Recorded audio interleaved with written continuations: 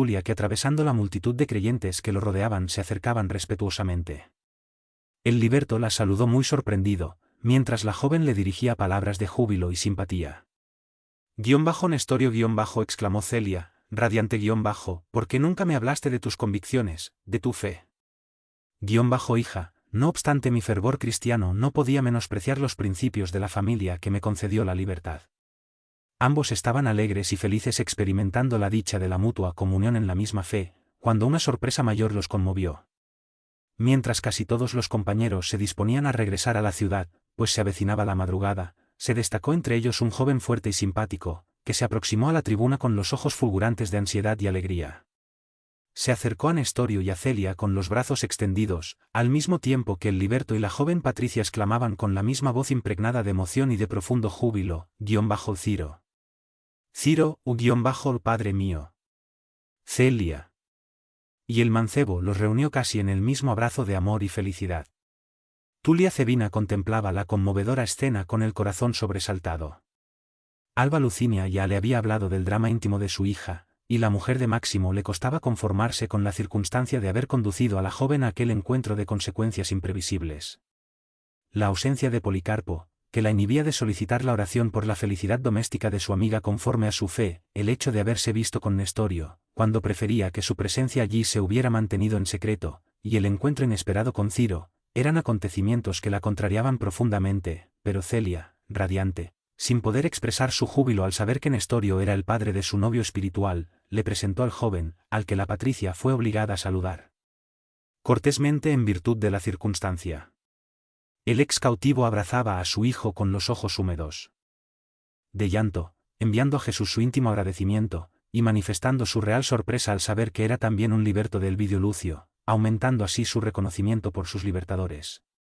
Y mientras todos se retiraban, el grupo conversaba con creciente interés. Contestando a una pregunta de Celia, el joven explicó que en el puerto de Cesarea había sido entregado al comandante Quinto Vetus, quien, amigo personal de Elvidio Lucio, se hizo cargo de conservar su libertad y lo condujo a las costas de la Campania con excepcional gentileza. Desde allí una embarcación lo había trasladado hasta Ostia entre el personal de su tripulación, y él entonces decidió permanecer en Roma con la vaga esperanza de obtener noticias de su padre y de aquella que llenaba su corazón de recuerdos cariñosos y continuos.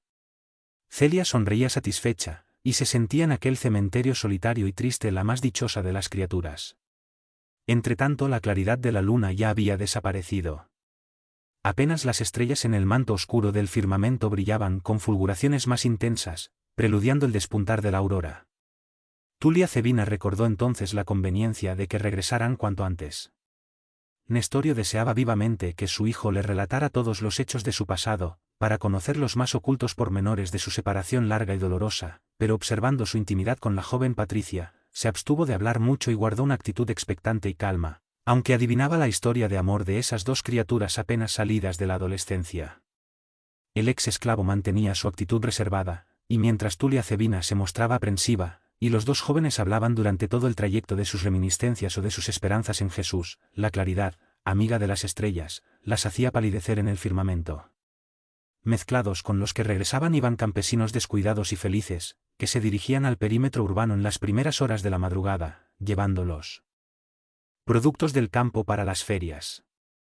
Sin embargo, en el grupo de nuestros personajes ninguno observó que dos figuras lo seguían de cerca con insistente atención, aunque irreconocibles por las capuchas que les cubrían el rostro.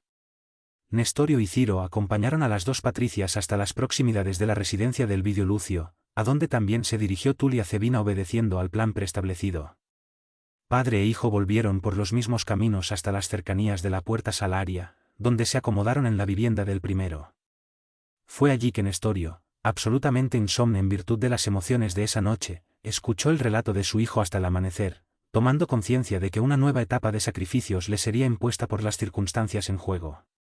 El sol ya había derramado sus rayos de oro por todas partes, cuando el liberto de Elvidio, algo entristecido a pesar de haber encontrado al hijo querido, le habló abrazándolo con ternura, hijo mío, me regocijo en el Señor por la alegría de verte libre y salvo, con el pensamiento iluminado por nuestras profundas esperanzas en Jesucristo, más temo por ti de ahora en adelante, como padre afectuoso y desvelado. Creo que a pesar de la fe que me testimonias no supiste dominar tu corazón joven e idealista en el momento oportuno, pues ya que entendías la vida cual la comprendes ahora, estabas apto para reconocer la inutilidad de cualquier fantasía en lo que se refiere a la felicidad transitoria del mundo. Mas, por otro lado, reconozco tu honesta conducta y me alegro por tu esfuerzo en la santificación de tu afecto. Opino que ahora seremos llamados a los más penosos testimonios de coraje moral, porque la familia de Celia no toleraría jamás una pretensión tuya. Pero descansa, hijo. Necesitas tomar nuevas energías y reposo. En cuanto a mí, ahora me sería imposible dormir. Aprovecharé el tiempo para ir a Velabro, donde me guiaré por tus informaciones, a fin de trasladar para aquí los objetos de tu pertenencia, y también avisaré al censor Fabio Cornelio que hoy me es imposible trabajar. Y, acentuando las palabras con una sonrisa de satisfacción, concluyó, en el futuro estaremos siempre juntos para la misma tarea, y aquí permaneceremos hasta cuando Jesús nos lo permita. Ciro, en respuesta, besó sus manos conmovidamente. Antes de dirigirse al Velabro, que era uno de los barrios más pobres y más populosos de Roma, el liberto fue a la prefectura de los pretorianos. Allí habló con el lictor Domicio Fulvius, persona de confianza de sus jefes, y le solicitó que notificase al censor que ese día tenía un inconveniente para prestar sus servicios y enseguida hizo los arreglos necesarios para que la mudanza de su hijo se efectuara con la mayor presteza. Sentía su corazón temeroso y triste debido a las circunstancias, y sin embargo, ponía su fe por encima de todo, rogando a Jesús que le concediese la inspiración necesaria para la solución de todos los problemas. En cuanto a Tulia Cebina, por la mañana le comunicó, algo desilusionada, a su amiga los hechos singulares que habían ocurrido. Alba Lucinia la escuchaba muy sorprendida, con el corazón pleno de amargas expectativas. Llamó a su hija a su cuarto de reposo, mas notó su serenidad y recibió su promesa de que guardaría entera observancia de las recomendaciones paternas. Procuró entonces tranquilizarse para disminuir las propias penas. Fabio Cornelio llegó a su gabinete cuando la mañana había avanzado bastante, y fue requerido con insistencia por Pausanias, que también en Roma era jefe de los siervos de la casa de su yerno. Después de una respetuosa reverencia le dijo, ilustre censor, llegué hasta aquí obedeciendo un designio sagrado de los dioses, para informaros de graves acontecimientos ocurridos anoche. ¿Pero cómo? ¿Graves acontecimientos? Preguntó el suegro de Elvidio, visiblemente impresionado. Y entonces Pausanias le contó todo lo ocurrido, aseverando haber seguido a las señoras debido a su celo cariñoso por todos los asuntos tocantes al nombre y a la posición de su amo. Sus afirmaciones estaban llenas de expresiones aduladoras o exageradas para impresionar mejor a un hombre de su autoridad y de su prestigio. ¿Pero Nestorio es cristiano? Preguntó el censor, admirado, me cuesta creerlo. Señor, por Júpiter que estoy diciendo la verdad, respondió Pausanias, con actitud humilde frente al más poderoso. Elvidio actuó muy precipitadamente expresó el orgulloso patricio como si estuviese hablando consigo mismo confiriendo a tal hombre tamaña responsabilidad en nuestra esfera de trabajo.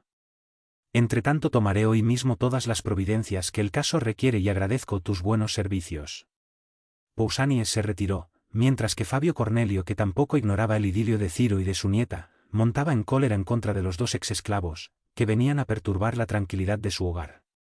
Debido a la ausencia de su yerno que todavía permanecía en Tíber, se ocupó de todas las providencias que juzgaba indispensables, sin vacilar en el cumplimiento de sus íntimas decisiones con relación al asunto. En las primeras horas de la tarde un destacamento de pretorianos llegó a la residencia colectiva donde estaban alojados padre e hijo y hizo efectivas las órdenes emanadas de la justicia imperial. Los dos libertos fueron llamados y comprendieron la gravedad de la situación, deduciendo que alguien los había denunciado y traicionado. Se abrazaron orando, como si desearan renovar sus afirmaciones sobre la confianza y la fe depositada en la providencia divina, y se prometieron mutuamente el máximo de coraje y de resignación para enfrentar los trances angustiosos que presentían. Ya con los soldados Nestorio preguntó con serenidad al lictor que los mandaba, ¿para qué me buscas, Pomponio? Nestorio respondió el jefe del destacamento, que lo conocía y era su amigo vengo de parte del censor Fabio Cornelio, que ordenó tu prisión y la de tu hijo, recomendándonos el máximo cuidado para que no huyeses. Y les mostró la orden manuscrita desenrollando el pergamino, a lo que el liberto replicó, ¿por ventura llegaste a suponer que nos resistiríamos? Guarda la orden y no desenvaines la espada, pues la mejor arma no es la de quien ordena sino la de quien sabe obedecer. Establecido eso, los prisioneros se pusieron al frente de los soldados en dirección de la prefectura, donde al censor le interesaba interrogar a solas a su ex auxiliar. Separado de Ciro, quien fue recluido en una antesala bajo la vigilancia de los pretorianos, Nestorio fue conducido a un compartimento amplio, donde minutos después llegaba el anciano romano, evidenciando en la mirada la cólera por su honra ofendida. Nestorio exclamó rudamente he sido informado de graves hechos ocurridos anoche. No puedo juzgar la situación sin oírte personalmente, de manera que puedas negar las denuncias que me hicieron en tu contra. Preguntad, señor dijo el ex esclavo con respetuosa tranquilidad y os responderé con la sinceridad que me caracteriza. ¿Eres cristiano? Preguntó el censor con profundo interés. Sí, por la gracia de Dios. Qué absurdo, replicó Fabio Cornelio escandalizado, ¿y por qué nos engañaste de esa forma? ¿Consideras razonable defraudarnos en la consideración que nos debías? ¿Es así como retribuyes la estima y la confianza que te dispensamos? Señor respondió el ex esclavo apenado, siempre me conduje con el mayor respeto hacia las posiciones y las creencias ajenas. En cuanto a que os he engañado, pido autorización para aclarar mejor vuestras afirmaciones, pues aquí nadie hasta hoy me exigió una declaración concerniente a mis convicciones religiosas. Fabio Cornelio percibió la serenidad del hombre que tenía enfrente, y consideró inútil apelar a cualquier circunstancia para arrancarle una negativa, como remedio a la situación planteada entre ambos. Mirándolo de arriba abajo con altivez acentuó con energía, considero tus afirmaciones lesivas para mi autoridad, además de recibir de tu parte el máximo de ingratitud para con quien te ofreció la mano de benefactor y de amigo. Más, señor, será un insulto, por ventura, decir la verdad, preguntó Nestorio ansioso por ser comprendido. ¿Y sabes el castigo que te espera? Replicó el viejo censor malhumorado. No puedo temer los castigos del cuerpo, tengo la conciencia tranquila. Esto es demasiado. Tu palabra será siempre la de un esclavo intratable y odioso. Basta. Comunicaré a Elvidio tu detestable proceder. Pomponio Gratus fue llamado para oír sus declaraciones, y el orgulloso patricio se retiró del recinto pisando fuerte. Mientras, Nestorio era obligado a relatar su condición de adepto y propagador del cristianismo, confirmando ser padre de Ciro y aportando otros informes, para satisfacer a la autoridad con la exposición de sus antecedentes. Nestorio exclamó Pomponio Gratus con aires de importancia, en su calidad de investigador del caso no ignoras que tus afirmaciones servirán de base a un proceso cuyo resultado será tu condena. Sabes que el emperador ha sido justo y magnánimo con todos los que se arrepintieron a tiempo de actitudes como la tuya irrazonables e infelices. ¿Por qué no renuncias ahora a semejantes brujerías? Negar la fe cristiana sería traicionar la propia conciencia respondió el liberto serenamente, además, nada hice de lo que pueda arrepentirme. Pero no eras un esclavo. Si saliste de tu condición penosa y miserable, ¿por qué no transigir con tus ideas personales en señal de gratitud a aquellos que te dieron la libertad?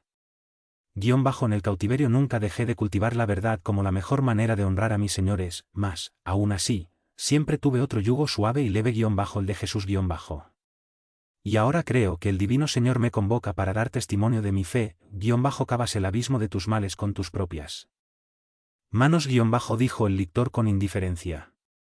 Y acentuando las palabras con el más profundo interés, agregó, ahora es necesario que digas dónde se reúnen esas asambleas para que las autoridades se orienten en la campaña de expurgar a la ciudad de los elementos más peligrosos. Pomponio Gratus replicó Nestorio altivamente no puedo ayudarte en ese particular, pues un sincero adepto de Jesús no conoce la delación ni sabe huir de la responsabilidad que le impone su fe, acusando a sus hermanos. El lictor se irritó y respondió con acritud, ¿y no temes los castigos que te forzarán a hacerlo en el momento oportuno? De ningún modo.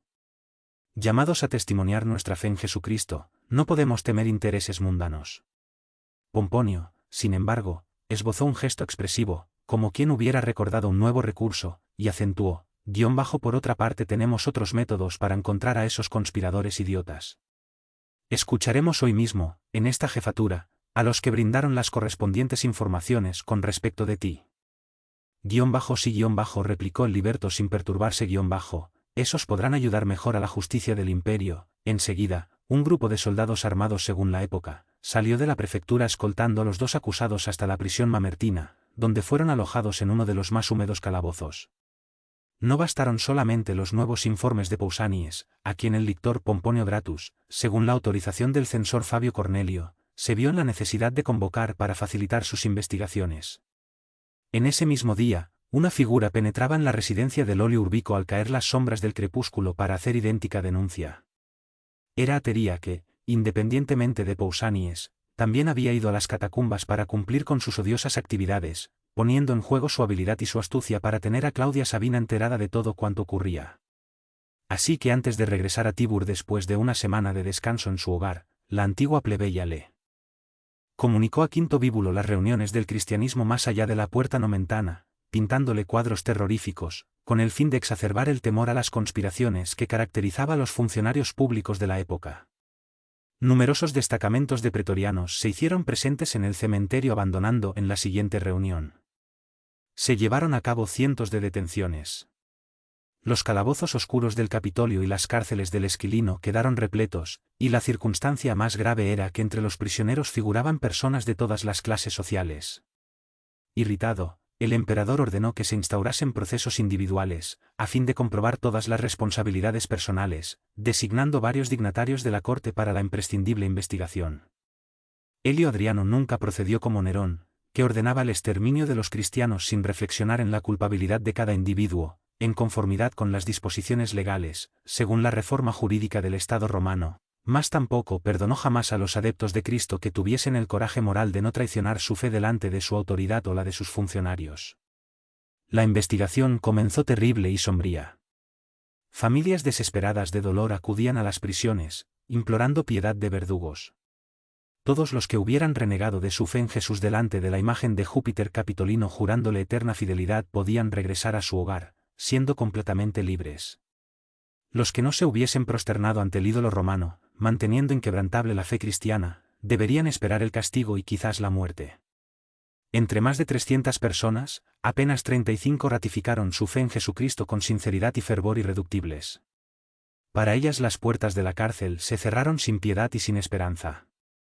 Entre los condenados estaban Nestorio y su hijo, que fieles a Jesús descansaban en sus designios misericordiosos, convencidos de que cualquier sacrificio a favor de su causa era una puerta abierta a la luz y a la libertad. Capítulo B. La visita a la cárcel. La noticia de esos acontecimientos repercutió en la residencia de Elvidio Lucio, originando las más tristes inquietudes y angustiosas expectativas. A pesar de la fe que fortalecía su corazón, la joven Celia se sintió embargada de profunda amargura, y su único consuelo era la posibilidad de conversar con su abuelo paterno, que en ese tiempo ya leía ávidamente los evangelios y las epístolas de Pablo, profesando en su interior la misma fe que iluminaba a tantos héroes y mártires. Ambos intercambiaban confidencias agradables durante muchas horas, y permanecían en la terraza palaciega del Aventino, para mirar la cinta extensa y clara del Tíbur o embelesarse en la contemplación del cielo. El venerado Cnello Lucio reconfortaba su espíritu abatido con su palabra conceptuosa y experimentada. Citaban ahora los mismos textos evangélicos y exteriorizaban simultáneamente análogas impresiones. En cuanto a Alba Lucinia, después de escuchar las más enérgicas reprobaciones de su anciano padre, concernientes a las denuncias de Pausanias, se sentía más confortada con la certeza de que las inesperadas órdenes del gobierno imperial. La pobre señora atribuía esa alegría a las oraciones de Tulia y de su hija, y agradecía al nuevo Dios en la intimidad de su espíritu, porque el regreso de Elvidio era un bálsamo para su corazón atormentado. En efecto, transcurridos pocos días el tribuno volvió a su hogar con un suspiro de satisfacción y de alivio, después de cumplir integralmente con todas las obligaciones que lo hacían objeto de las distinciones del César. Informado de la actitud de Nestorio el patricio se sorprendió penosamente, y deseó con sinceridad liberar al ex esclavo de la delicada situación en que se encontraba, pero después que se enteró de que era el padre de Ciro, reaparecido en Roma para agravar sus preocupaciones morales, Elvidio Lucio hizo un gesto de espanto y de incredulidad. Escuchó hasta el fin el relato del suegro y se disgustó profundamente por la conducta de su esposa, que había permitido a su hija asistir a una reunión condenable, según su parecer.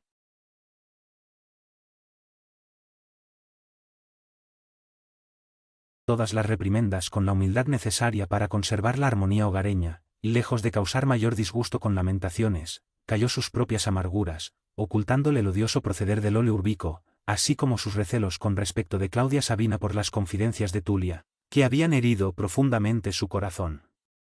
La noble señora, por sus elevadas cualidades de devoción al hogar y de sentido común para enfocar los problemas generales de la vida, obró verdaderos milagros de afecto y de dedicación para que su esposo recuperara su tranquilidad espiritual. Al día siguiente de su regreso, Elvidio Lucio tomó todas las providencias para verse con Nestorio en la prisión mamertina. La aparición de Ciro en la capital del imperio representaba para él un hecho inverosímil. No podía creer que su liberto de confianza, cuyas actitudes le habían despertado gran simpatía, pudiese ser el padre de un hombre que su corazón detestaba. Quería averiguar la verdad por sí mismo. Además, si los acontecimientos no fuesen verdaderos, empeñaría todo su prestigio personal por estar cerca del emperador, a fin de evitar el martirio y la muerte del prisionero. La realidad, sin embargo, habría de contrariar ese propósito, sin dar lugar a la fantasía. Una vez llegado al presidio, consiguió de Sisto Plocio, oficial que dirigía el establecimiento, una licencia incondicional que le permitiría ver al prisionero cuando quisiese. Al rato caminaba por corredores y descendía escaleras subterráneas, pasando junto a celdas inmundas, donde la luz era de una escasez terrible y llamativa. Y no tardó en encontrar a Nestorio al lado de su hijo. Ambos estaban flacos, desfigurados, a tal punto que el patricio, ya fuese por el abatimiento físico del joven, ya por las sombras que lo rodeaban, no reconoció a Ciro y se dirigió al liberto en estos términos, que lo conmovieron profundamente. Nestorio, ya conozco los motivos que te trajeron a la cárcel, pero no vacilé en venir hasta aquí para escucharte personalmente, tal es la extrañeza que me causó el relato de los hechos. Había en sus palabras un tono de sensibilidad y de simpatía heridas, a las que el ex esclavo recibió como un dulce bálsamo para su corazón. Señor respondió respetuosamente agradezco desde el fondo de mi alma vuestro generoso impulso. En estas celdas habitan también locos y leprosos y sin embargo, no vacilasteis en traer a vuestro mísero esclavo la palabra de exhortación y de consuelo. Nestorio continuó el vídeo con generosa deferencia mi suegro me contó con relación a ti ciertos hechos que me cuesta creer, a despecho de su honorabilidad de hombre público y de su paternal interés para conmigo. Mientras tanto, el padre y el hijo contemplaban ansiosos a aquel de quien habría podido depender su libertad, notándose que Ciro se encogía en un rincón, temiendo la actitud de ansiedad sospechosa con que Elvidio lo observaba. El tribuno prosiguió, no pude aceptar integralmente lo que me dijeron y vine a constatarlo por mí mismo, con tu explicación personal. Y acentuando sus palabras preguntó abruptamente, ¿eres en realidad cristiano? Sí, señor murmuró el interpelado, como si respondiese apenadamente, en vista de tan grande generosidad, le prometí a Jesús en el sagrario de mi conciencia que no renegaría de mi fe en ninguna ocasión. El tribuno se pasó la mano por la cara en gesto muy suyo, mientras contrariado agregó con amargo tono, nunca pensé que había colocado a un cristiano en la intimidad de mi hogar, y en tanto, vine hasta aquí sinceramente deseoso de tramitar tu libertad. Os agradezco, señor, de todo corazón, y jamás olvidaré vuestra intención dijo Nestorio con dolorosa serenidad.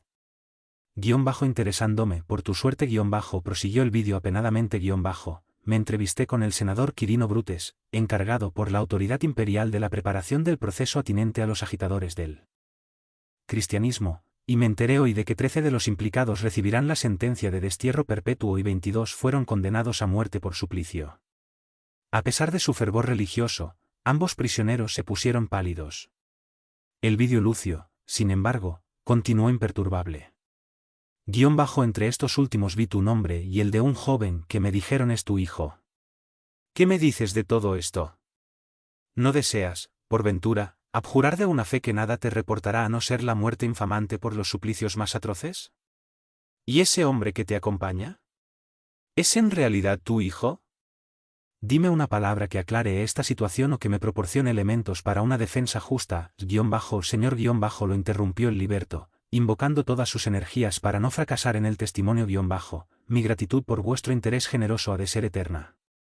Vuestras palabras sensibilizan todas las fibras de mi corazón. Escuchándoos siento que debería seguir vuestros pasos con humildad y sumisión por todos los caminos, mas es también por amor que no puedo ceder en mi fe, aun ante la tentación de conseguir la libertad. Jesús ejerce sobre mí un yugo divino y suave, aunque os ame, Señor, no puedo traicionar a Jesús en las actuales circunstancias de mi vida. Si el Maestro de Nazaret permitió que lo inmolasen en la cruz, puro e inocente, por la redención de todos los pecadores de este mundo, ¿por qué habría de evitar mi sacrificio, cuando me siento lleno del cieno del pecado? Jamás podré abjurar a conciencia de una fe que constituye la luz de mi alma para toda la vida. La muerte no me atemoriza, porque más allá del martirio y del sepulcro, brilla una alborada inmortal para nuestro espíritu. Elvidio Lucio escuchaba sorprendido aquella demostración de esperanza en una vida espiritual, que su mentalidad estaba lejos de comprender, mientras Nestorio continuaba hablando, posando entonces en el joven que lo acompañaba los ojos. Húmedos y tiernos, sin embargo, Señor, soy padre, y como padre soy todavía muy humano. No os intereséis por mí, inútil y doliente, para quien la condenación a muerte por la causa de Jesús debe representar una bendición divina. Mas si os fuera posible, salvad a mi hijo, de modo que él viva para serviros. Ciro tenía la misma actitud paterna con idéntico espíritu de fervor y decisión, estaba deseoso de protestar contra aquel ruego, demostrando también preferir el sacrificio, pero el liberto continuaba entre lágrimas mal contenidas dirigiéndose al tribuno, que lo escuchaba profundamente impresionado, estoy enterado, Señor, de todo el pasado amargo y doloroso, y lamento el proceder de mi hijo en vuestra casa de Antipatris. Mas os pido perdón por las inquietudes de su juventud. Mi pobre Ciro obedeció a los impulsos de su corazón, sin escuchar al raciocinio, cuyos consejos debería haber seguido, pero en medio de la tristeza de estas mazmorras sombrías me dio su palabra de que si vuelve a la libertad, nunca más alzará los ojos hacia la criatura adorable que es un arcángel del cielo en el seno de vuestro hogar. Si así lo exigieres, Señor, Ciro saldrá de Roma para siempre, de manera de no perturbar nunca más vuestra tranquilidad hogareña. Elvidio Lucio, sin embargo, cambió la expresión de su semblante, como la de quien toma una implacable decisión. De la generosidad más pura pasó a la negativa más violenta, por la presencia de su ex esclavo de Antipatris, a quien sus principios no tolerarían nunca. Nestorio exclamó en tono casi rudo conoces la simpatía que siempre me inspiraste, pero si nunca supuse que eras cristiano y conspirador, mucho menos hubiera llegado a pensar que pudieras haber engendrado un hombre como ese. Como ves, no puedo hacer nada a favor de ambos. Ciertos árboles mueren, a veces, por la putrefacción de sus retoños. Vine aquí para socorrerte, mas encontré una realidad intolerable para mi espíritu. De esta forma antes que nada preferiré olvidarlos. Señor, murmuró todavía el liberto, como si deseara retener a su amigo y pedirle perdón, para morir con la certeza de que el tribuno había reconocido su sincero agradecimiento. Elvidio Lucio, sin embargo, les lanzó una mirada violenta y se ajustó la toga para retirarse cuanto antes, exclamando impulsivamente, es imposible. Dicho esto dio la espalda a los prisioneros, y llamando a los dos guardias que lo acompañaban, se marchó apresuradamente, mientras los dos condenados lo seguían con la vista para mirar su porte firme y austero, y aguzaban el oído para escuchar sus últimos pasos sobre las losas de la prisión, como si percibiesen por última vez la esperanza que los habría podido reconducir a la libertad. Nestorio se sentía sofocado por una nube de lágrimas que necesitaba romperse para aliviar sus amarguras, mientras Ciro se lanzaba a sus pies y besaba sus manos murmurando Padre mío. Padre mío. Ambos deseaban volver a disfrutar del claro sol de la vida y sentir las emociones de la naturaleza, mas el ambiente irrespirable de la cárcel asfixiaba. A la tarde siguiente, Sisto Plocio, de acuerdo con las órdenes recibidas de la justicia imperial, separaba a los 13 prisioneros destinados al exilio perpetuo y reunía a los demás en una celda menos triste y muy espaciosa. Los dos libertos fueron retirados de la habitación en que se encontraban y conducidos junto a los demás condenados. La nueva celda también estaba en la parte subterránea, pero de uno de sus lados podía verse el cielo a través de reforzadas rejas. Avanzaba el crepúsculo derramando sobre la ciudad sus maravillosos tintes, y todos aquellos corazones atormentados contemplaban el conjunto de casas y el horizonte embargados de profunda alegría. A lo lejos, en el firmamento, se encendían en el manto intensamente azul las primeras estrellas. Policarpo, el venerable orador de Puerta Nomentana, conducido del Esquilino hacia el Capitolio para que se reuniera con sus compañeros, trazó una cruz en el aire con la mano callosa y arrugada. Entonces todos los hermanos de fe, en cuyo número se contaban algunas mujeres, se prosternaron, y contemplando el cielo romano hermoso y sembrado de estrellas, comenzaron a entonar himnos de devoción y de alegría. Esperanzas cantadas que debían elevarse hasta Jesús, traduciendo el amor y la confianza de aquellos corazones resignados que vivían cautivados por las dulces promesas de su reino. Las voces se elevaban armoniosas y argentinas en las estrofas de saludo y de esperanza. Seres espirituales imperceptibles se hincaban de hinojos junto a los condenados, a cuyos oídos llegaban los ecos suaves de las cítaras de lo invisible. Entonces algunos pretorianos que hacían guardia, escuchando sus cánticos de fe, comparaban la voz de aquellos corazones angustiados a sollozos de ruiseñores apuñalados a la luz de la luna, en la vastedad del espacio. Mientras los prisioneros aguardaban el día reservado para el sacrificio, acompañaremos a nuestros personajes en el desarrollo de su vida cotidiana. Después de una visita a Tibur, él y Adriano comprobó el valioso concurso prestado por el Vidio Lucio para levantar sus caprichosas edificaciones, y lo invitó a visitarlo con su familia para testimoniarle su reconocimiento. En el día fijado, con excepción de Celia, que no podía disimular su abatimiento, concurrieron al agasajo que el emperador les ofrecía, el tribuno y su familia, acompañados por Cayo Fabricio y Fabio Cornelio. Adriano los recibió con extrema amabilidad, versando las conversaciones de la tarde sobre los más variados asuntos atinentes a la vida social y política del imperio. En un determinado momento, después de las libaciones habituales, Adriano se dirigió a Elvidio Lucio en estos términos: mi amigo, el motivo principal de mi invitación es agradecerte la preciosa colaboración prestada a mis proyectos en Tibur. Francamente, lo que realizaste ha excedido mi expectativa más optimista. Muchas gracias, Augusto, respondió el patricio, emocionado y satisfecho. Y cambiando de tema, el emperador, preguntó el patricio, emocionado y satisfecho.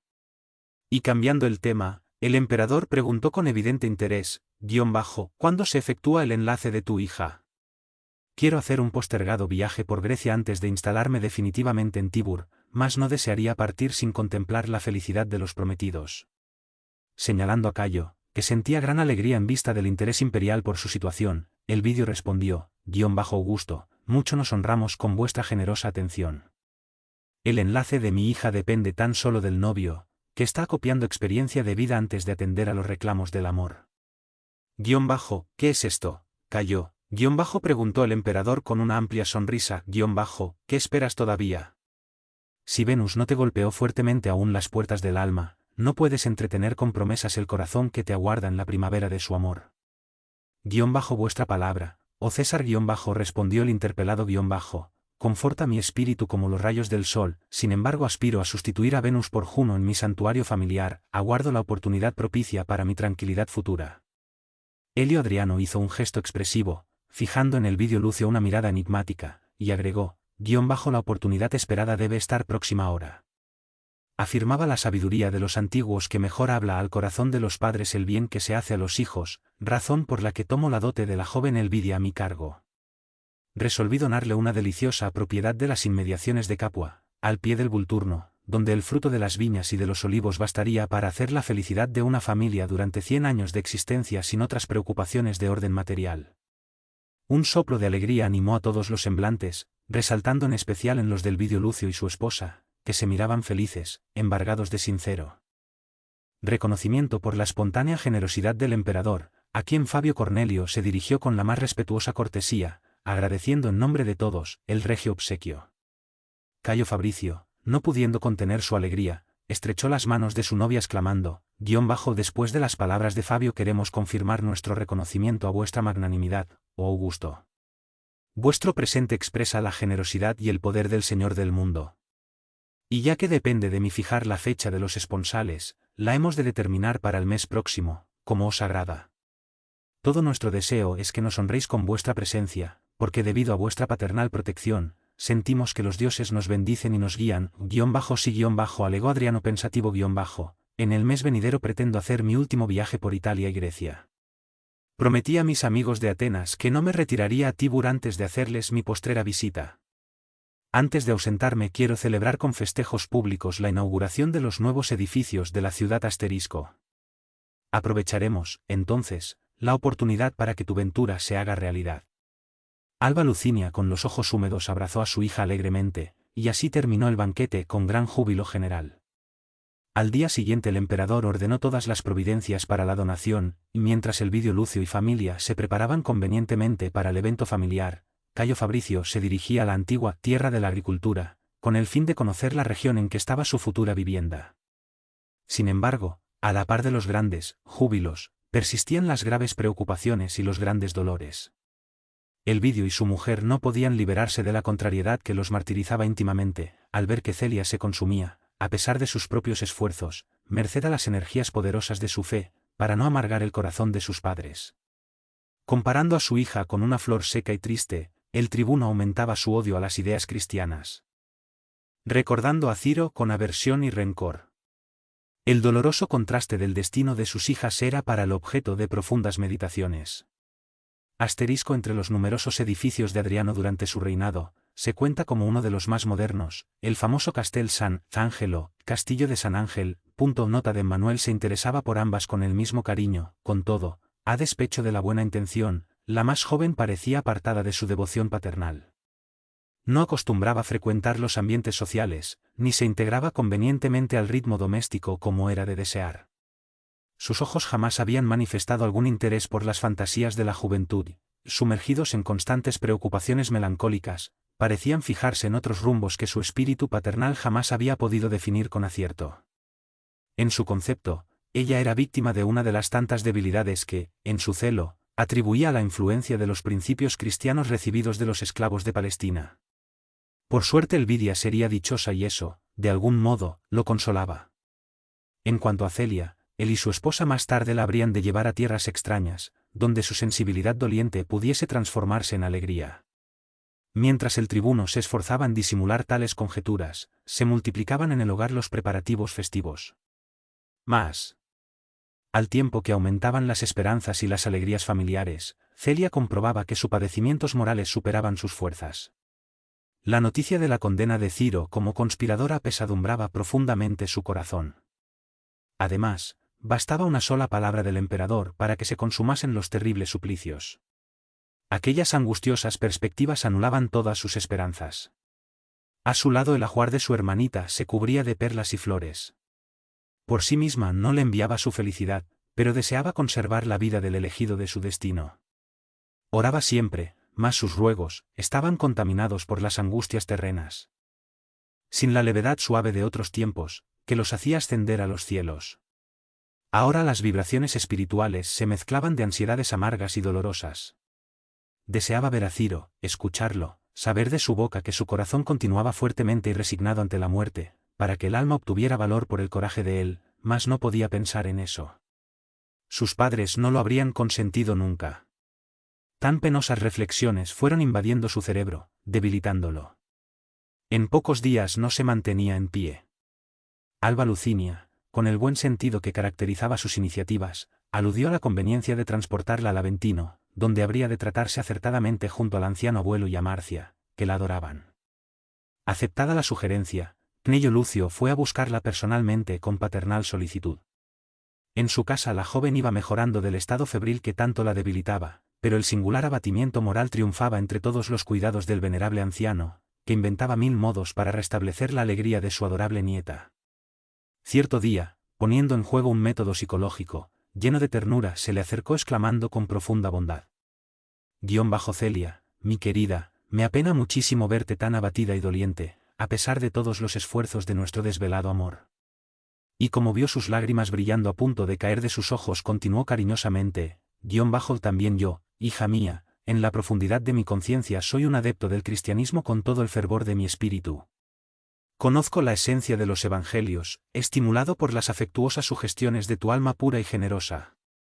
Para mí ahora no tienen ningún valor los sacrificios a nuestros viejos dioses, silenciosos y fríos, sino solamente las ofrendas de nuestro propio corazón a aquel que vela por nuestros destinos desde su trono de las alturas. Mas escucha, hijita, ¿no sabes que Jesús no desea la muerte del pecador? ¿No conoces sus enseñanzas llenas de vida y de alegría? Y como si hubiera adivinado las amarguras que laceraban aquel corazón afectuoso y creyente, tenía también los ojos húmedos. La nieta recibió sus palabras como si fuesen un suave bálsamo, respondiendo: